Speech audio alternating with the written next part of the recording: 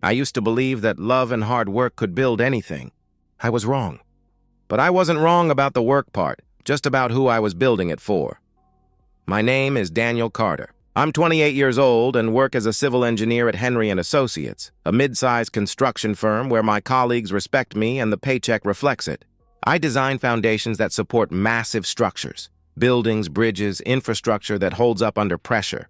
I know how to create stability from chaos, or at least I thought I did.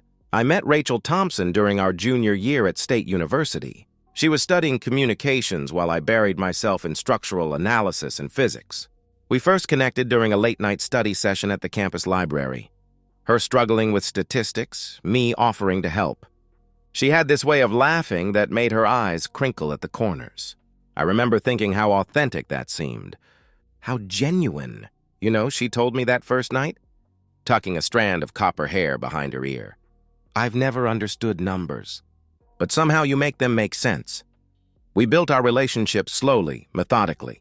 Weekend coffee dates became movie nights, became meeting each other's families. We talked about the future like it was a blueprint we were designing together. Stable careers, a home, maybe kids someday. I believed every word. 3 years ago, we got married in a small ceremony by the lake. Her parents were there, looking proud but slightly reserved. My older brother Kevin stood beside me as best man, along with a handful of close friends. The photographs show us beaming, her in a simple white dress that caught the sunlight, me in a dark blue suit I'd saved 2 months to afford. Our honeymoon in the Bahamas was everything we'd dreamt about. Turquoise waters lapping against white sand. Cocktails served in coconut shells as the sun melted into the horizon. Rachel posted dozens of photos online. Forever starts now. Found my forever home in his arms. The beginning of our greatest adventure. I believed those captions with every cell in my body. A year into our marriage. Rachel quit her administrative job at Parkside Dental. We discussed it for weeks, running the numbers, weighing options. My salary of $78,000 was enough to support us both comfortably. Not extravagant, but stable, secure. I want to focus on creating a real home, she said, her voice soft but determined. Something that feels like us, not just a place we sleep between work shifts. I love the idea. Coming home to freshly prepared meals instead of takeout containers. Walking into rooms that smelled like her. Vanilla candles and that lavender lotion she always used. A wife who wasn't exhausted from her own workday. Who greeted me at the door with genuine enthusiasm rather than shared fatigue. We bought a 3-bedroom suburban house with a white picket fence and a 2-car garage. Cliché maybe, but it represented everything we'd worked for. The neighborhood was quiet, established. The kind of place where people plant gardens and raise children. We hadn't started our family yet, but we'd talked about it. Maybe next year, maybe when I got the promotion I was tracking toward. Friday nights became sacred. I'd stop at the corner flower shop on my way home, pick up whatever was in season. We'd order takeout, open a bottle of wine, stream whatever movie we'd been meaning to watch. Rachel's head on my shoulder, her fingers intertwined with mine. Simple. Perfect. This is everything I've ever wanted, I told her one night, 4 months ago. As we sat on the back porch watching fireflies appear in the gathering dusk. Me too, she whispered back, squeezing my hand. I can't imagine being anywhere else with anyone else. I thought we were building something permanent. I thought I knew her. I thought I was safe. 2 months ago, our neighbor's house was broken into while they were at work. Ransacked, valuables stolen, drawers emptied onto floors. The whole street was shaken. Mrs. Alvarez from across the street installed a security system the next day. The Johnsons got a dog. Rachel started double-checking the locks before bed, jumping at small noises after dark. What if they come back? She asked me one night, her voice small. What if next time it's our house? The fear in her eyes made my decision immediate. I would install security cameras, top of the line, monitored, recording everything. I wanted to protect her. I wanted her to feel safe while I was at work. I wanted to shield her from harm. Turns out, I needed to protect myself. I called my friend Cole that night while Rachel was in the shower.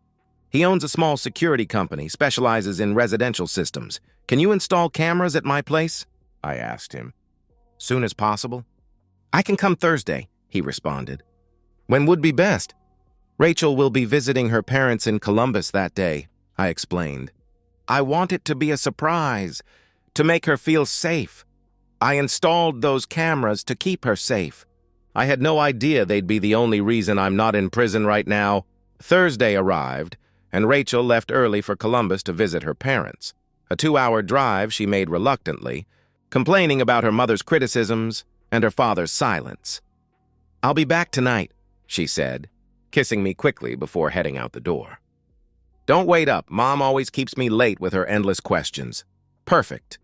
The window I needed. Cole Bennett arrived at 2 p.m., his company van loaded with equipment. We've been friends since high school. He was always the tech guy, the one who could build computers from scraps and hack the school's grading system. Now he runs Bennett Security Solutions, a one-man operation with a growing reputation for quality work. You're doing the right thing, Cole said as he unloaded boxes. Break-ins are up 30% in the county. Better safe than sorry. I helped where I could, mostly by staying out of his way and providing occasional coffee. Cole worked efficiently, installing 8 cameras strategically throughout the house and property. One above the front door, angled to capture the porch and driveway. Another at the back door, overlooking the patio and yard. 2 exterior cameras covering the side yard and garage. Inside, he mounted cameras in the living room, kitchen, upstairs hallway, and home office. They're motion-activated, Cole explained, showing me the app on my phone. Cloud storage automatically saves footage for 30 days. You can access it remotely, set alerts, the works. I nodded, grateful for the peace of mind this would bring Rachel. What about power outages? Or if the internet goes down? I asked. Cole reached into his bag and handed me a small black device, roughly the size of a paperback book. Backup recorder. It has its own power supply and records locally. Footage saves to the cloud, but this is your physical backup. Keep it somewhere safe, closet, drawer, whatever. Just don't lose it, he instructed. I took it, turning it over in my hands. Thanks, man. Seriously, I said, genuinely grateful. No problem. Just don't tell anyone I gave you the friend discount, he grinned. Bad for business. After he left, I tucked the backup recorder into my bedroom closet, behind a cardboard box filled with old college textbooks and engineering manuals. Newton's laws of motion pressed against concrete stress analysis. Hidden but accessible if needed. I meant to tell Rachel about the cameras that night. Had a whole speech prepared about security and peace of mind, but when she finally walked through the door at 10 p.m., something was off. Her face was drawn, shoulders tense. When I hugged her, she felt rigid against me. You okay? I asked, concerned. Fine, she snapped, then immediately softened. Sorry, Mom was difficult. The whole visit was draining. Want to talk about it? I offered. No, she said, rubbing her temples. I just want a hot bath and sleep. I held her, told her to rest, promised things would look better in the morning. The cameras could wait. They were invisible anyway. Cole had done an expert job hiding them in crown molding, behind air vents, integrated into existing fixtures. Rachel wouldn't notice unless she was specifically looking. Days passed. The cameras became background, silent sentinels recording our domestic routine. I checked the app once or twice to ensure they worked, then largely forgot about them. Life continued normally, or what I thought was normal. Rachel seemed the same, affectionate most mornings, kissing me goodbye as I left for work. She'd text during my lunch break, little things, grocery questions, funny observations. Dinner would be waiting when I came home. On weekends, we'd tackle house projects or meet friends for dinner. There were no red flags, no sudden coldness, no unexplained absences or suspicious behavior. That's what made it so perfect. She didn't change. She didn't slip up. She played the role flawlessly. 3 weeks after the installation, I came home on a Tuesday evening. The site inspection downtown had run long, a support beam showing concerning stress patterns that required additional analysis. I was tired, my mind still tangled in calculations and safety margins. The routine was automatic, keys on the counter, calling out, "I'm home!" as I headed upstairs for a shower. The bathroom was steamy from Rachel's recent use. Her wet towel hung on the rack, her floral shampoo permeating the air. The hot water felt like salvation, washing away dust and exhaustion. I closed my eyes, let the pressure beat against my shoulders, worked shampoo through my hair methodically. Somewhere in the background, muffled by water and bathroom walls, I heard the doorbell. Probably a package delivery or neighbor. Rachel would handle it. I rinsed off, toweled dry, pulled on jeans and a fresh t-shirt. My hair was still damp when I walked downstairs.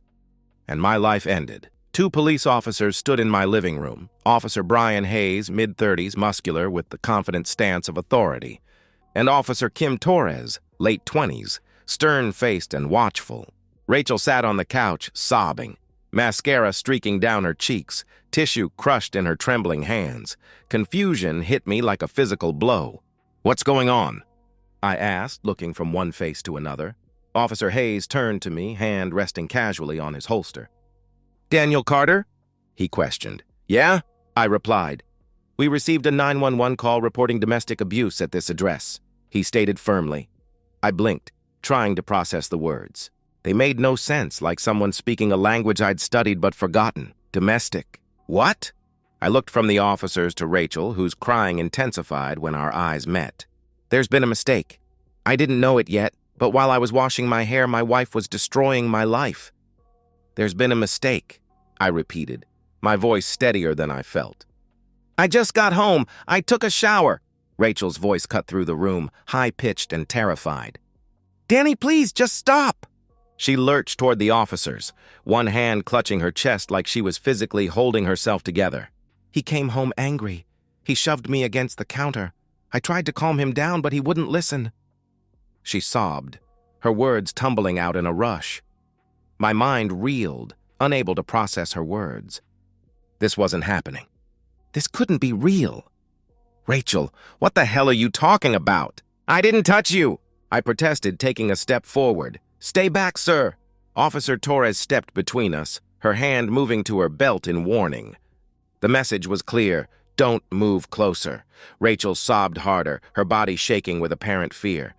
Then, with trembling fingers, she pulled down the collar of her shirt to reveal angry red marks across her collarbone, fresh, vivid against her pale skin. "Look," she cried, voice breaking. "Look what he did." I stared, horrified and bewildered. Those marks hadn't been there when I walked in. They couldn't have been. I hadn't touched her. I didn't— "Rachel, why are you doing this?" I demanded, my voice cracking with confusion. Officer Hayes moved toward me with practiced efficiency. "Sir, turn around and place your hands behind your back," he ordered. "This is insane." "I didn't do anything," I protested, panic rising in my chest, primal and overwhelming. This wasn't happening. Couldn't be happening. "Turn around. Now," he commanded. His voice left no room for negotiation. I had no choice. I turned slowly, feeling exposed and vulnerable with my back to them. Cold metal handcuffs snapped around my wrists with mechanical finality. Each click felt like a nail in a coffin. Officer Hayes recited my Miranda rights in a monotone, words I'd heard in countless TV shows but never imagined would be directed at me. "You have the right to remain silent. Anything you say can and will be used against you in a court of law." I twisted my neck to look back at Rachel. She sat on the couch, tissues pressed to her face, shoulders heaving with apparent sobs. She wouldn't meet my eyes. "Rachel," I said, my voice suddenly calm despite the hurricane inside me. "Look at me." She didn't. "Why are you doing this?" I asked quietly. No response. Officer Torres took my arm. "Let's go, Mr. Carter," she directed. They led me through my own front door, down the walkway I'd repaired last summer, past the mailbox Rachel had painted blue to add character. The neighbors were watching, Mrs. Alvarez from across the street, hand over her mouth. The Johnsons whispering to each other on their porch. Teenagers on bikes stopping to stare. The patrol car waited at the curb like a predator. The officers guided me into the back seat, the door closing with a hollow thud that echoed in my chest. Through the window, I watched my house, our house, grow smaller as we pulled away. 3 years of marriage, 5 years together, a lifetime of trust, all vaporizing in minutes. The ride to the police station blurred into a nightmare sequence. I sat in the back seat, wrists aching from the handcuffs, mind racing through possibilities. Was Rachel having some kind of breakdown? Had I somehow heard her without realizing? Was this a terrible misunderstanding? But those marks, those deliberate fresh marks, the calculated tears, the performance. At the station, I was processed like cargo, fingerprints pressed into ink, mugshot taken, turn left, turn right, look forward, paperwork filled out in triplicate. Officer Hayes handed me off to a desk sergeant, who looked at me with the same detached assessment he probably gave every domestic abuser who came through his doors. I was allowed one phone call. I dialed Kevin's number from memory, praying he would answer. "Hey, what's up?" His voice was casual, normal, from a world that still made sense. "Kevin, I need help," I said, my voice cracking. Rachel called the cops. "She said I hurt her. I'm in jail." Silence for 3 heartbeats. Then, with knife-sharp focus, "Did you touch her?" he asked. "No. I swear to God, no. I just got home, took a shower, came downstairs, and the cops were already there," I explained, desperate for him to believe me. "I'm coming. Don't say anything to anyone." "Not a word, Danny. I mean it," he instructed. Firmly. The line went dead. They put me in a holding cell with 2 other men, a drunk driver sleeping it off, in the corner, and a guy arrested for shoplifting, who wouldn't stop talking about how the security cameras at Target were rigged against people like him. The fluorescent. Lights buzzed overhead, unnaturally bright, making sleep impossible even if my mind would allow it. I sat on the hard bench and tried to understand what had happened. Every scenario I constructed collapsed under scrutiny. Rachel and I hadn't been fighting. I hadn't been drinking. We hadn't argued about money or family or any of the usual pressure points in a marriage. Everything had been normal, except it hadn't been normal at all. It had been a lie. I just couldn't see the shape of it yet. I replayed the scene over and over, Rachel's tears, the red marks, the certainty in the officer's eyes. I'd been convicted before I walked downstairs. The script had already been written. I just hadn't received my copy. Morning came with harsh clarity.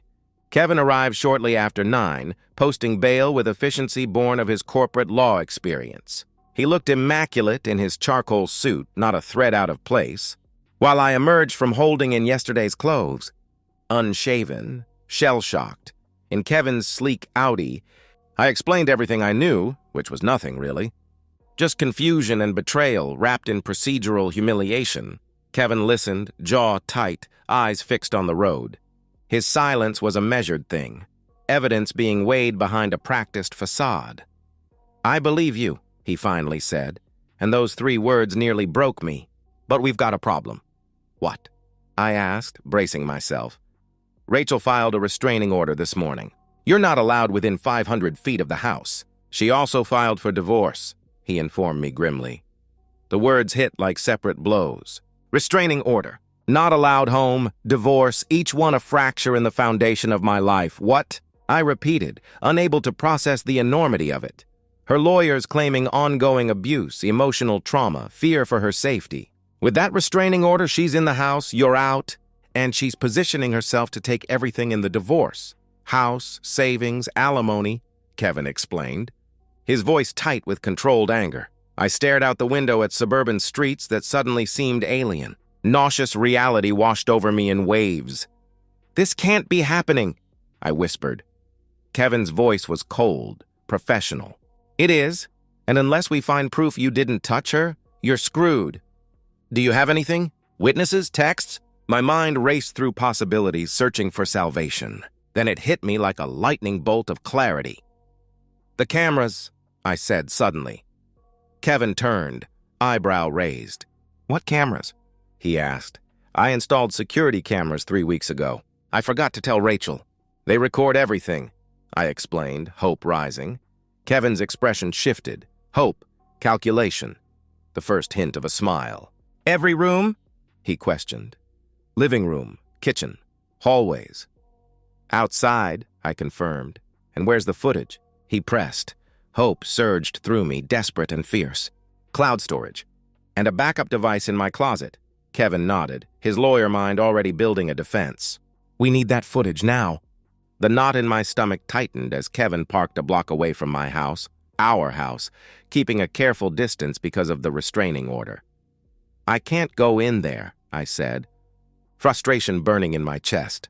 If Rachel sees me, she won't, Kevin interrupted, his voice calm, methodical. Because she's not there. How do you know?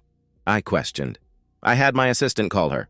Pretended to be from a spa offering a free massage and facial, a special for new clients. Rachel took the bait. She has an appointment at Serenity Spa downtown.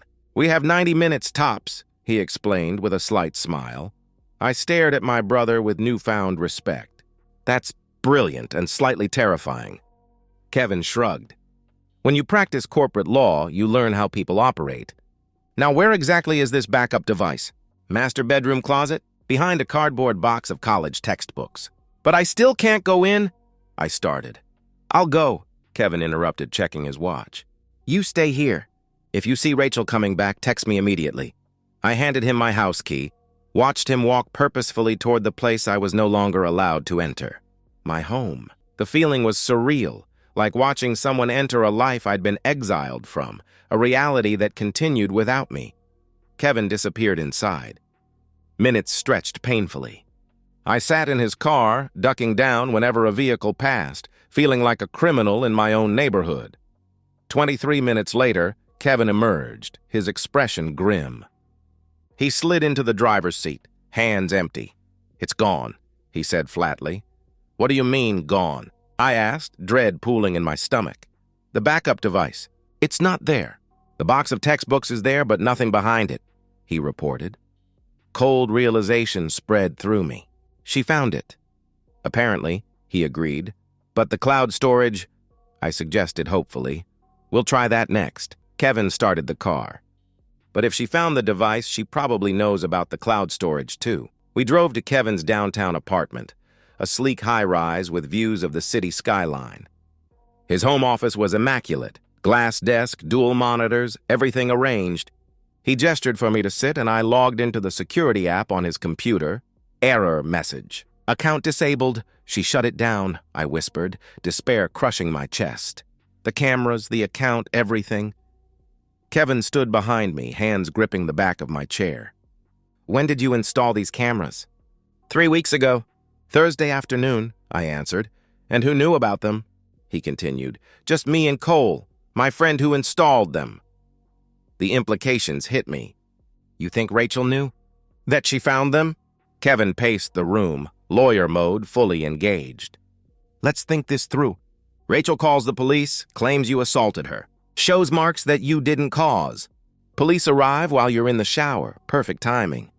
Too perfect. He stopped, facing me directly. If she knew about the cameras, she would have disabled them before staging this whole thing.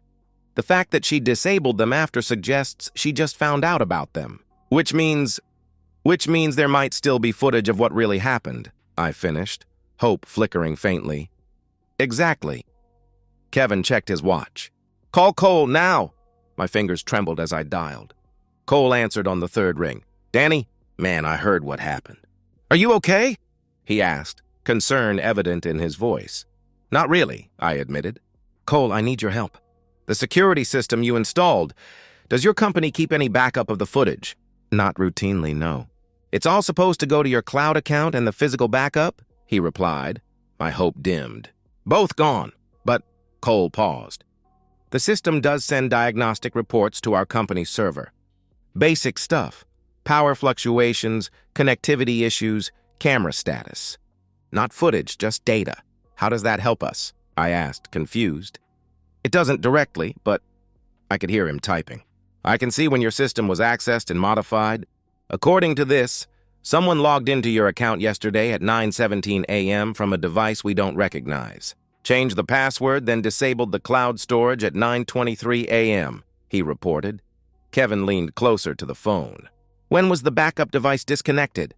He asked, more typing. The local storage unit went offline at 9:26 a.m. yesterday, Cole confirmed. Yesterday morning, I repeated, mind racing.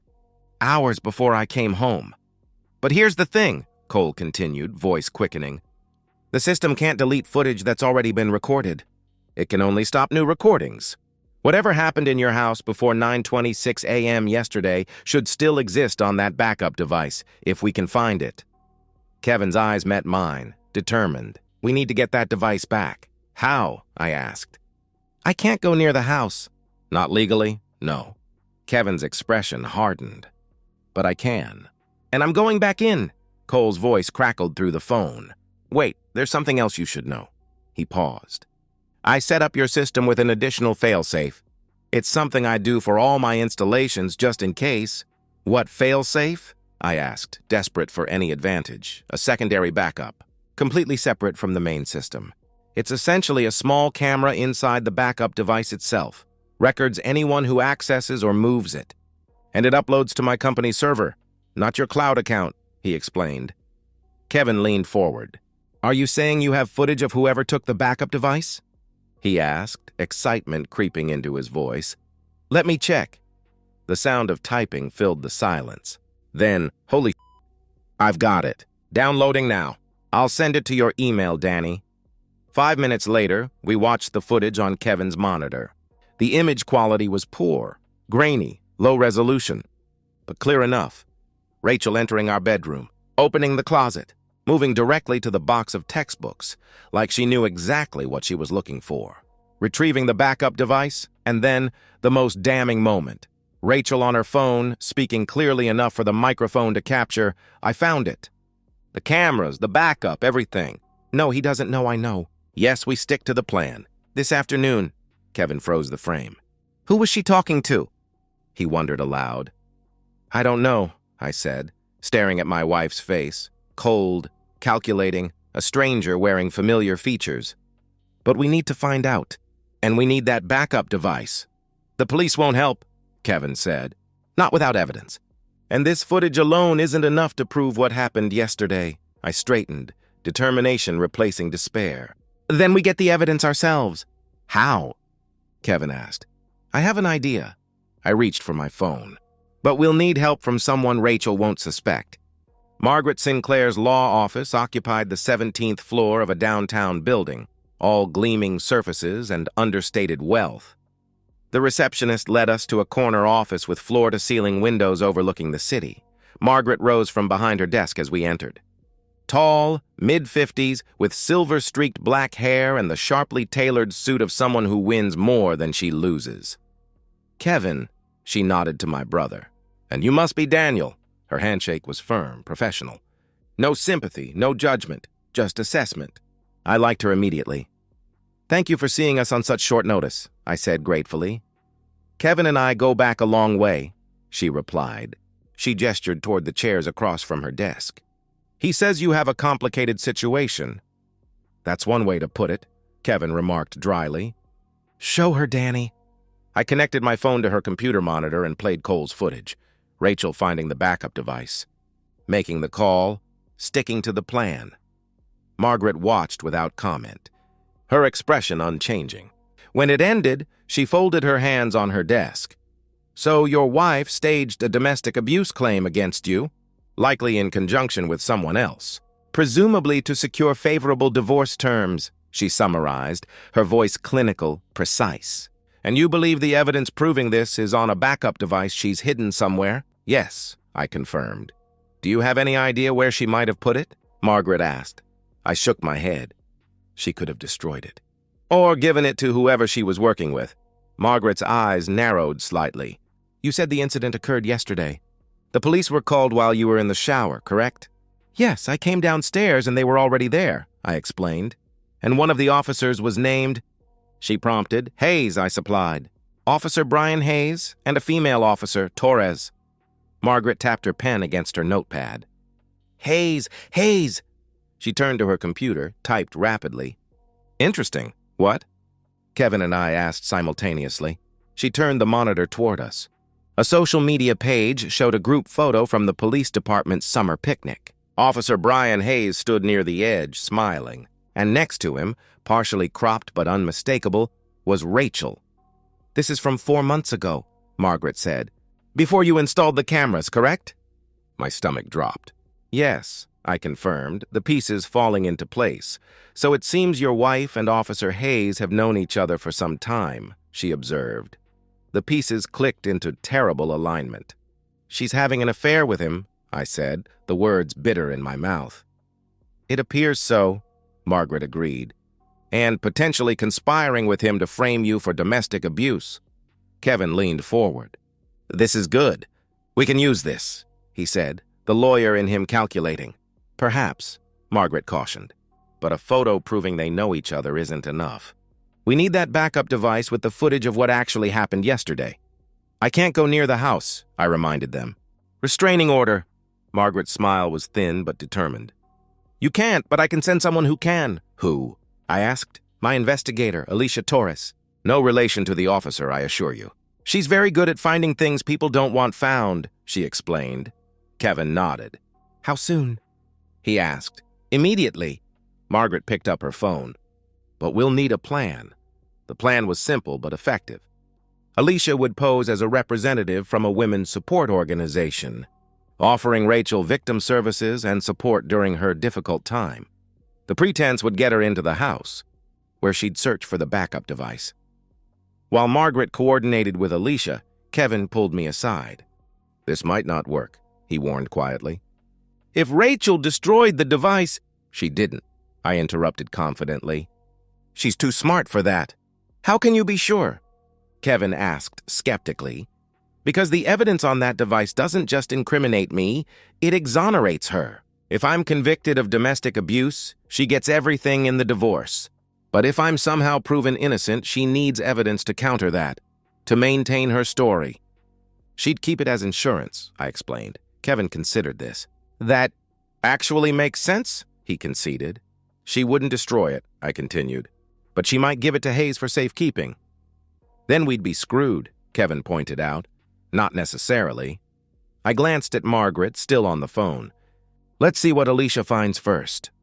3 hours later, Margaret's office phone rang. She answered, listened intently, then hung up with a satisfied nod. "Alicia found it," she announced. Hope surged through me. "Where?" I asked eagerly. "Not in your house." Rachel took it to a storage facility on the north side of town. "Unit registered under her maiden name, Thompson," she explained. "How did Alicia track it there?" Kevin asked, impressed. Rachel wasn't home, but Alicia observed her leaving the house and followed her. Saw her accessing the storage unit. Waited until Rachel left, then persuaded the facility manager to cooperate, Margaret replied. "Persuaded?" Kevin raised an eyebrow. "Let's just say Alicia can be very convincing," Margaret said with a slight smile. She checked her watch. "She's bringing the device here now. Should arrive in 20 minutes. Those 20 minutes were the longest of my life." When Alicia finally walked in, a compact woman with watchful eyes and efficient movements, she placed a familiar black device on Margaret's desk. "This what you're looking for?" she asked. I nodded, afraid to hope. "Is it intact?" I asked cautiously. "Seems to be," Alicia confirmed. She turned to Margaret. The woman visited the storage unit, spent approximately 7 minutes inside, then left. She didn't appear to be carrying anything when she departed. "Thank you, Alicia," Margaret said, dismissing her with a nod. Once she left, we gathered around the device. I connected it to Margaret's computer, hands trembling slightly. The backup had a simple interface, dates, times, camera locations. "Yesterday," I said, navigating to the files. "Around 5 p.m., that's when I got home." We found the files, 8 camera feeds covering the entire house. I clicked on the kitchen feed first, and the video began to play. Rachel, alone in the kitchen, pacing, checking her watch. Then taking a wooden spoon from the drawer and... I flinched as she deliberately, methodically pressed the handle against her collarbone, applying pressure until red marks formed on her pale skin. She examined them in a compact mirror, adjusted, pressed harder, creating evidence. Then the phone call. "It's me. The scene is set. I'm calling 911 now. You come in 10 minutes, arrest him like we planned," she said into the phone. Officer Hayes's voice, tinny but distinct. "Are you sure about this, Rach? Once we do this, there's no going back," he warned. "I'm sure," Rachel replied, her voice suddenly harder than I'd ever heard it. "He deserves this." And we deserved to be together. We watched the entire sequence. Rachel's 911 call, her Oscar-worthy performance as she reported being assaulted. Me upstairs oblivious in the shower. The police arriving, Hayes and Torres. Rachel briefing them quickly, pointing upstairs, coaching them on what to say, and then me, walking downstairs into the trap. When the footage ended, the room was silent. Kevin placed a hand on my shoulder. Margaret's expression was grim but satisfied. "This," she said firmly, "is exactly what we needed." Relief and rage warred within me. "What now?" I asked. "Now," Margaret said, ejecting the backup drive and placing it carefully in her desk drawer. "We prepare for court, and we make copies. Many, many copies." 3 weeks later, I sat in a courtroom trying to control my breathing. It was a preliminary hearing for the restraining order and the domestic abuse charges. If this went badly, I faced a criminal trial, potential jail time, and financial ruin. The courtroom had that particular hush of contained tension, the low murmur of attorneys conferring, the rustle of papers, the occasional cough echoing against marble and wood. I sat stiffly in my navy suit, the one I'd worn to conferences and weddings, now pressed into service for my defense. Rachel arrived precisely 5 minutes before the hearing was scheduled to begin. She was dressed immaculately, navy dress, modest heels, hair styled in soft waves, makeup subtle but perfect. She looked like a victim, composed, brave, wounded but strong. Our eyes met briefly across the room. Hers flickered away first.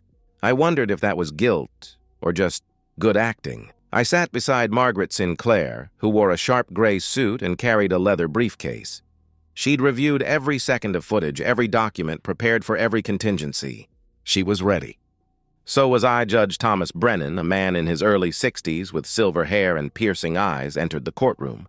The bailiff called for all to rise, and the proceedings began with formal, ritualistic language.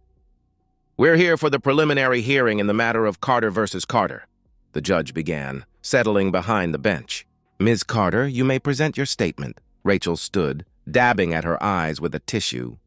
Her voice was soft, fragile, a performance I now recognized with sickening clarity. "Your Honor, I married Daniel because I loved him. I thought we'd build a life together," she began, her voice catching theatrically. "But over the past year, he became controlling, angry. He'd criticize me, belittle me. That night, he came home in a rage. He shoved me against the kitchen counter. I tried to calm him down, but he wouldn't stop. I had to call the police. I was terrified." The judge nodded sympathetically, making a note. "Mr. Carter, do you have a response?" he asked, turning to me. Margaret stood, radiating quiet confidence. "Yes, Your Honor. We have video evidence that completely contradicts Ms. Carter's claims," she stated firmly. Rachel's face paled slightly. "Video?" she whispered, barely audible. "Your Honor," Margaret continued smoothly, "my client installed security cameras in his home 3 weeks before the alleged incident. The footage shows exactly what happened that night." The judge leaned forward, interest sharpening his features. "I'll review it," he said. Margaret handed a USB drive to the bailiff. The courtroom went silent as the footage was loaded onto the large monitor. Rachel's attorney, a young man in his 30s with an expensive haircut and an expression of growing concern, whispered urgently in her ear, too. Late. The video played with devastating clarity. Everyone watched Rachel, alone in the kitchen, injure herself with the wooden spoon, the red marks forming, her calm, calculated demeanor. The phone call, "It's me." The scene is set. "I'm calling 911 now. You come in 10 minutes, arrest him like we planned." The fake 911 call, her trembling voice, her Oscar-worthy fear. And then, in the most damning sequence, Officer Hayes arriving before his partner, embracing Rachel, kissing her before assuming his professional demeanor when Officer Torres pulled up outside, Rachel's face drained of color. Her hands gripped the table. Her lawyer looked physically ill. The judge's expression hardened as he watched the entire sequence without interruption. When it ended, the courtroom remained silent, a collective holding of breath. Judge Brennan turned to Rachel. "Miss Carter, is this you in the video?" he demanded. Rachel opened her mouth, closed it, tried again. I can explain," she stammered.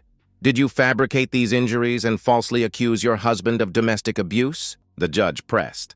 Silence stretched between them. "Ms. Carter, answer the question," he ordered, his voice hardening. Rachel's voice finally broke. "Yes," she admitted quietly. The courtroom erupted, gasps, murmurs, the scratch of journalists' pens against notepads.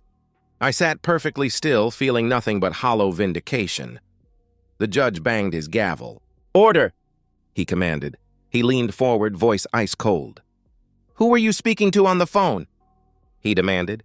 Rachel looked down. Tears, real ones this time, streamed down her face. "Officer Brian Hayes. We've been involved. We planned this so I could leave Daniel, get the house, get everything. I thought it would work," she confessed, her voice barely above a whisper. The judge's voice was steel. "Bailiff, place Ms. Carter under arrest for filing a false police report, conspiracy to commit fraud, and perjury." Two officers approached Rachel. She didn't resist. The handcuffs snapped around her wrists with the same finality they had once secured mine. The judge continued. "Contact Officer Brian Hayes immediately. He's to be arrested and suspended pending investigation." Rachel was led away. She didn't look at me. Her perfect facade was shattered. Mascara running, shoulders shaking, her carefully constructed lie destroyed in minutes of irrefutable evidence. The judge turned to me. "Mr. Carter, all charges against you are dismissed with prejudice. The restraining order is vacated immediately. You have my deepest apologies for what you've endured. You're free to go," he announced. I stood slowly, feeling numb, vindicated but hollow. Margaret touched my shoulder. "It's over," she said softly. I nodded but knew it wasn't true. Some things are never really over. Outside the courtroom, news crews swarmed. Margaret issued a brief statement on my behalf. "Justice was served today. My client is grateful for the court's diligence and looks forward to rebuilding his life." Kevin drove me home in silence. Neither of us knew what to say. What words could possibly encapsulate the betrayal, the vindication, the empty victory? Home. The word had a hollow ring as I walked into the house, my house, for the first time in 3 weeks. It smelled like vanilla candles and lies. Rachel's coffee mug still sat on the counter, lipstick stain on the rim. Her magazines on the coffee table. Her shampoo in the shower. Her presence everywhere, but she was gone, and she was never coming back. I got my house back. My life back. But some things you can't get back. And I'm still figuring out what that means. 12 months later, I still wake up sometimes reaching for someone who isn't there. Muscle memory lasts longer than love, apparently. Rachel Carter and Officer Brian Hayes were both sentenced to 12 years in prison, conspiracy to commit fraud, filing false police reports, perjury, and attempted theft by deception. The judge showed no mercy, making an example of them both. Abuse of power and abuse of trust, he called it during sentencing. Among the most serious betrayals our society can face. The local news covered it extensively. Rachel's mugshot circulated online, her face hollow-eyed and defeated, without the careful makeup that had once been her armor. Officer Hayes was stripped of his badge, his pension, everything. The department issued a formal apology to me. I accepted it without emotion. I divorced Rachel while she awaited trial. She didn't contest anything. The video made her case indefensible. I kept the house, the savings, all assets. Her lawyer didn't even attempt to argue. But the house feels empty now. I walk through rooms where we once laughed, cooked together, planned a future. The kitchen where she'd greet me with a smile. The bedroom where we'd fallen asleep tangled together, her head on my chest, my arm around her shoulders. Now it's just me and the silence. Kevin visits often, bringing takeout and concern poorly disguised as casual conversation. "You doing okay?" he asked last night, watching me pick at my food. I shrugged. "I'm alive." "That's more than I thought I'd be 6 months ago," I responded honestly. "You could sell the place, start fresh somewhere else," he suggested gently. Maybe. I looked around at the walls that had contained so much deception. Or maybe I just need time. One evening last week, a letter arrived, forwarded from the Women's Correctional Facility. Rachel's handwriting on the envelope, slanted and smaller than I remembered, like she herself had diminished inside those walls. I stared at it for a long time, turning it over in my hands, then I threw it in the trash, unopened. I don't need her apologies or explanations. Whatever she has to say doesn't matter anymore. Her words, like her love, were never real. I'm already moving on. Not entirely. I'm not naive enough to think I'm healed. There are scars that may never fade. But I'm working, eating, sleeping, seeing a therapist twice a month, going on occasional dates, though nothing serious yet. Trust comes slowly after betrayal. Tonight I sit on my back porch, beer in hand, watching the sunset paint the sky in colors that don't need names. The neighborhood is quiet, except for distant lawnmowers and children's voices. The security cameras still record everything: front door, back door, driveway. I haven't taken them down. I probably never will. They're a reminder now. A reminder that the truth always comes out. That the people you trust most can destroy you, but only if you let them. And Daniel Carter isn't letting anyone destroy him ever again.